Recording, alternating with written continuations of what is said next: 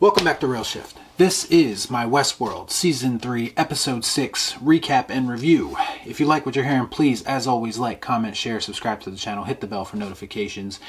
If you missed out on any of my reviews from the previous episodes, please go check those out.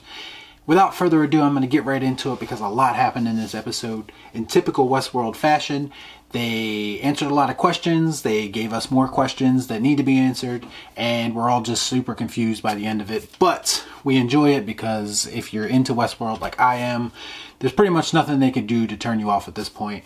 I'm invested in the story. I don't know about anybody else. So right off the bat, starting with Maeve, we get this, I guess, simulation where Serac is talking to Maeve. This is after she's been killed by Dolores. And basically he's telling her that he's going to give her a second chance and that she cannot fail this time or else there will be consequences. To which she, of course, agrees to. So once she is released, she is actually brought back into Westworld, which I found to be pretty interesting. Like, that's how, I guess, Serac reintroduces her host back into the world. So she's reintroduced to Westworld. She's automatically put back into this, I guess, loop again, like she was in at when we first saw her in this season, at the beginning of this season. So while there, of course, she kills all the Nazis, does what she has to do. She senses shit going on outside of the simulation, so clearly her powers are growing. She sees there's Serac. She sees that Serac is basically holding up his end of the bargain, and that he's preparing to give her a gift inside of Westworld. Not quite sure what that is yet, but as the episode goes on, you definitely get an idea of what she's actually talking about. So Maeve basically restores Hector from inside of the simulation. So again, her powers are growing. She keeps getting more powerful and more powerful. Now, whether this is due to just her naturally progressing or Serac giving her these powers somehow through upgrades, it's not really, I guess, clear, but to me, I took it as Serac is basically helping her along and making her more powerful because he needs her. He obviously needs her to take down Dolores. So Serac basically, his next move is to drop a copy of Dolores into the simulation so Maeve can talk to her and, I guess, learn more about her, which she does. So Maeve talks to Dolores, this Dolores copy, and basically to try to understand her better. Dolores tries to convince Maeve that they aren't so different and that what she's doing is basically against everything that they both should be believing in, because Serac is going around killing hosts, so Maeve should be against him, not with him. So she's trying to guilt Maeve basically into not coming after her, or maybe even being on her side. So Maeve, of course, is reluctant. Then it comes to a point in the story where, and I'll jump back into this in a minute, so it's just gonna be a little bit teaser here, but basically the copy Dolores insinuates that she knows that the real Dolores would anticipate this move and that she probably has a plan for it. And we figure out what that plan is throughout the next few minutes of the episode. But before I get into that, I'm going to get into a little bit of what Charlotte's story was for this episode, because those two stories eventually intersect with each other and we get the finale of the episode. So Charlotte, she goes to her baby daddy's house. I'm sorry, I don't remember his name. But he decided to not read his profile. You know, the profiles that were all sent out to everyone in the world. He decided to not read it. He made the choice that whatever's in that profile doesn't define him or them, and that they are going to make their own future. And again, that comes down to a heavy theme in this season with basically choice and whether or not you're willing to be put into this box, or if you're going to, you know, reach outside of that box and do what you want to do and make your own way. So this is a minor character in Westworld this season, basically coming to this realization. So I thought that was a nice little touch to show that how everything that's going on is basically affecting everyone, not just the main characters. So the next thing we see is Charlotte and this board member. They're basically talking. They're on their way to Delos, or to a board meeting, I assume. But Serac's men show up, kill the board member, and hand her a phone, and basically they conversate back and forth. This is where Charlotte asks him, basically, is he any closer to finding Dolores. To which, of course, we know as the viewers that Dolores is her, so she's trying to get information whether or not he knows anything about her. But yeah, during this time, Charlotte Dolores basically expresses emotions because she calls Dolores right afterwards, and essentially she expresses emotions towards Charlotte's actual family, and she can't deny those emotions.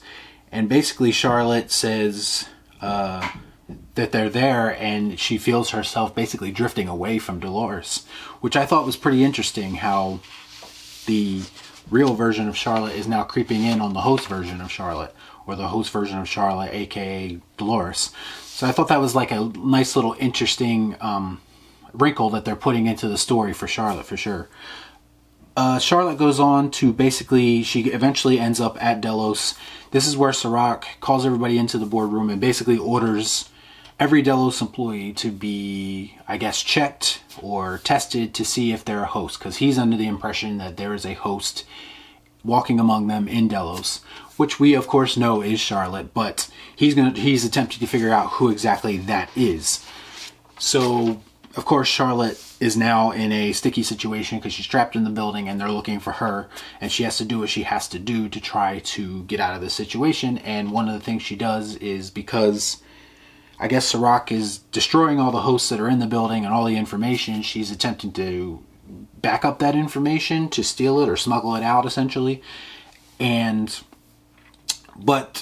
her ultimate goal is to get that information, come out, get her family, and run away.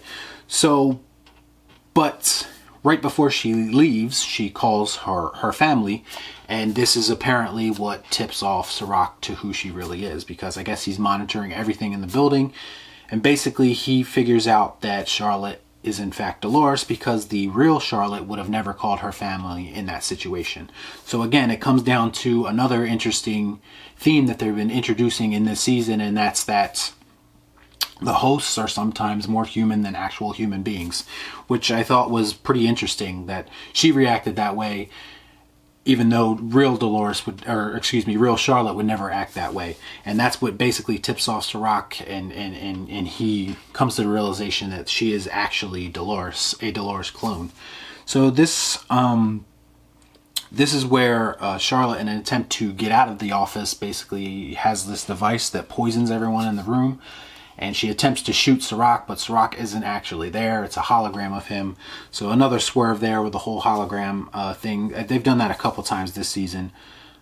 And this is where Charlotte, I guess, basically goes on to attempt to escape the building. So Charlotte is inside the lab at Delos during her escape. This is where the story with Maeve intersects, because as Dolores, the copy Dolores that's been dropped into Warworld, is talking to Maeve, she's telling him that the real Dolores would anticipate this move and have a plan for it. And this is where Charlotte is simultaneously in the Delos lab, and she takes Hector's, I guess his pearl, I believe is what they call it, and she destroys it, which kills Hector. And Maeve, of course, can see what's going on because she's aware of everything going on outside of the simulation. And this, of course, sends Maeve into a fit of rage, which is obvious. I'm questioning this move from Dolores, because in one moment, I guess she's trying to convince Maeve that she shouldn't be against her and she should be against Serac. But at the same time, she kills the person that's closest to her, that's not her daughter, or the host that's closest to her. And this isn't going to have a good effect with Maeve. Like, now an alliance is never going to happen, because now Maeve is 100% going to be against Dolores. Dolores has now made it personal, and I don't think there's any turning back now. So I don't necessarily know that this was the smartest move on Dolores' part, if she still had hope of Maeve possibly being an ally, because Maeve would make a tremendous ally, because she's obviously very powerful. But yeah, so that was pretty much the end of that story. It shows Charlotte after that. She's basically escaping the building. She reprogrammed some security robots to help her get out of the building and to take down some people. But this is where we get the end of Charlotte's story, because she ended up going back, getting her family, her baby daddy and her son, and basically they are going to go on the lam, I guess, or they're going to, I guess, go into hiding, go on the run, get away from Serac, because obviously they're in danger at this point. But as they're driving away, the car just blows up out of nowhere. It's a very shock moment for sure. And the son and the baby daddy are both killed. And Charlotte crawls her way out of the wreckage, and she's severely burnt, severely damaged, and she stands up, and now she's in a fit of rage. So now she wants to extract revenge too. And I thought that was pretty interesting, considering they were using that whole, they were building to this the whole season with her showing emotions towards this family. And now once the family is killed, this is going to actually set her on her own path of vengeance. And so I found that to be pretty interesting, because now Charlotte is becoming a more predominant character in that sense too, because they're giving her more to do than just be another Dolores clone. Like, she has her own purpose now, which I thought was pretty interesting, to be quite honest. And it's a good touch, because that's one thing Westworld does well, is it definitely gives attention to detail, and it gives all the characters a chance to have their moment. And I guess this was Charlotte's moment, and this is going to set her off on the next stage in her story. The other major character that was in this episode was William. And basically we see him, we know him as the Man in Black, but he's the Man in White in this episode, because he's in this facility since he's been basically committed by Dolores. And they're in these therapy sessions, and basically the psychiatrist, they're in a group session actually when we first see him, and the psychiatrist is trying to get him to confront the truth. And he states that he knows that the truth is, it's not that he's trying to deny that truth, it's that he feels guilt. He feels more guilty about what's going on than actually having denial for what's going on and what he did to his daughter. So that was pretty interesting, and it shows a few scenes of him kind of getting experimented on. They're kind of doing things to him, but they come to one point where I guess they're giving him this AR treatment, and they're using the virtual sunglasses, or the virtual glasses, basically to make him, and as a form of therapy, to make him see stuff, I guess, to come to a realization of some kind. But they show him as a child, and at this point it insinuates that he may have been abused as a child, but it doesn't get very deep into it, because eventually he starts flipping out, and they remove him from the simulation and have to give him sedation. So next we see William, and we see him entering another group therapy session, and this time it's all versions of himself. There's the child version of him, there's the Man in Black version of him that was in the park, there's the young William version that first arrives at the park in the very first episode of Westworld. So they're all sitting together, and they're basically trying to come to an understanding of why William is the way he is. This is all insight into William's character, because you're getting all these different types, or different aspects of his personality. So basically, parts of him don't feel like he's done anything wrong. Even his actions in the park. One of them says, I believe it's the Man in Black version of him, says, I was just killing hosts. Hosts aren't real people. Who cares? And then someone else says, well, your actions against one person, or one host, being Dolores, is what's causing this robot uprising, and now she wants to destroy the world. So there is a reaction to your actions. Like, there are consequences to what you did in Westworld. So I thought that was pretty cool too.